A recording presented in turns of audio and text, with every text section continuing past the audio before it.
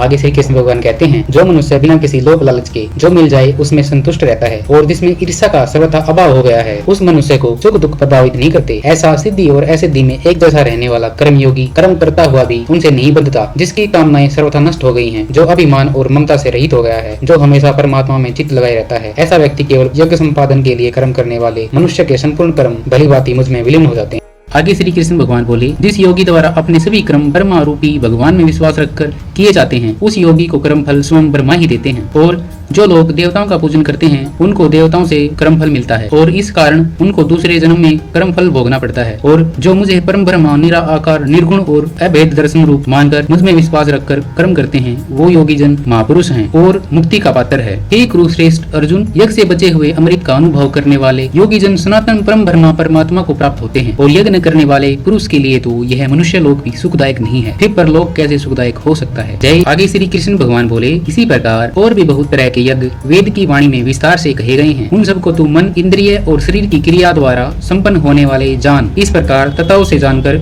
उनके अनुष्ठान द्वारा तू कर्म बंधन से सर्वथा मुक्त हो जाएगा। हे परंतप अर्जुन, द्रव्य में यज्ञ की अपेक्षा ज्ञान यज्ञ अत्यंत श्रेष्ठ है। उस ज्ञान को तू तत्वदर्शी ज्ञानियों के पास जाकर समझ, उनको भली भांति दंडवत प्रणाम करने से, उनकी सेवा करने से और कपट छोड़कर सरलता पूर्वक प्रश्न करने से वे परमात्म तत्व को भली भांति जानने वाले ज्ञानी महात्मा तुझे उस तत्व ज्ञान का उपदेश करेंगे। जय श्री कृष्ण। आगे श्री कृष्ण भगवान बोले, जिसको जानकर दोबारा फिर तू इस प्रकार मोह माया में नहीं पड़ेगा। हे अर्जुन, जिस ज्ञान के द्वारा तू संपूर्ण भूतकाल को निःशेष भाव से पहले अपने में और फिर मुझ में देखेगा, यदि तू अन्य सब पापियों से अधिक पाप करने वाला है तो भी तू ज्ञान रूपी नौका द्वारा निस्संदेह संपूर्ण पाप रूपी समुद्र से भली भांति तर कर निकल जाएगा। ये ज्ञान रूप की शक्ति है। क्योंकि हे अर्जुन, जैसे प्रज्वलित अग्नि ईंधनों को भस्म कर देती है, वैसे ही ज्ञान रूप अग्नि संपूर्ण कर्मों को भस्म कर देती है। इस संसार में ज्ञान के समान पवित्र कुछ भी नहीं है। इस ज्ञान को कितने ही काल से कर्म योग के द्वारा शुद्ध मन वाला मनुष्य अपने आप ही आत्मा में पा लेता। आगे श्री कृष्ण भगवान कहते हैं, जितेंद्रिय साधन परायण और श्रद्धावान मनुष्य ज्ञान को प्राप्त होता है तथा ज्ञान को प्राप्त होकर वह बिना विलंब के तत्काल ही भगवत प्राप्ति रूप परम शांति को प्राप्त हो जाता है। विवेकहीन और श्रद्धा रहित संशय युक्त मनुष्य पांचों इंद्रियों के वश में होकर अवश्य ही भ्रष्ट हो जाता है। ऐसे मनुष्य के लिए न यह लोक है, न परलोक है और न सुख ही है। हे धनंजय, जिसने कर्म योग की विधि से समस्त कर्मों का परमात्मा में अर्पण कर दिया है और जिसने विवेक द्वारा समस्त संशयों का नाश कर दिया है, ऐसे वश में किए हुए अंतःकरण वाले पुरुष को कर्म बंधन नहीं बांधते।